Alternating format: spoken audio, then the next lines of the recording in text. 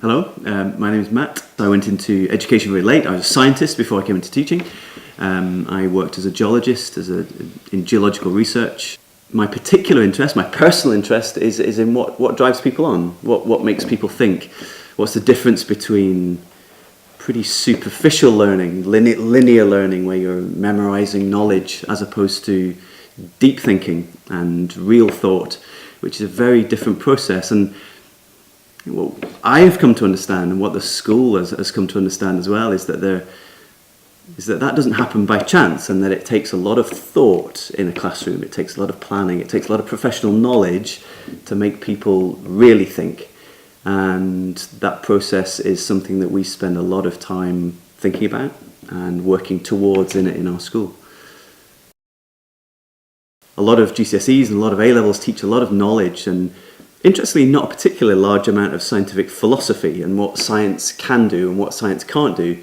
What's fascinating, I think, for a lot of young people is where you really start to push the edges of that, and you start to look at what scientific philosophy is based upon.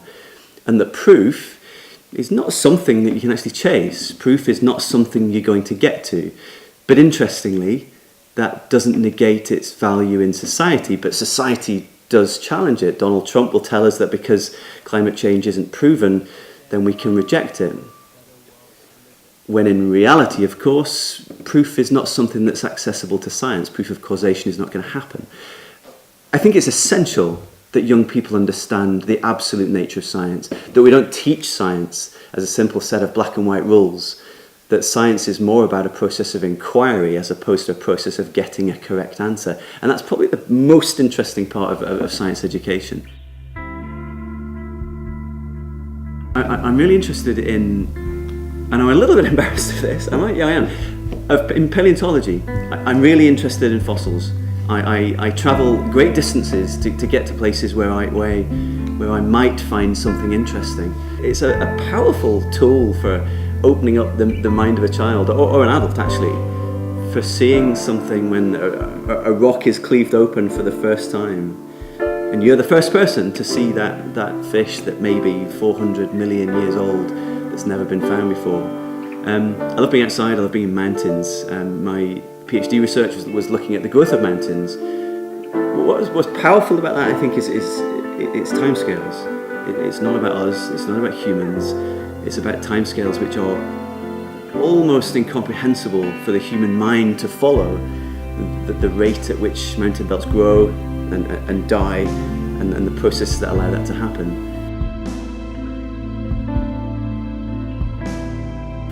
When you walk into a classroom where there is fire, there's a spark been lit, and there's something powerful happening, it's not about the teacher speaking an inspiring way.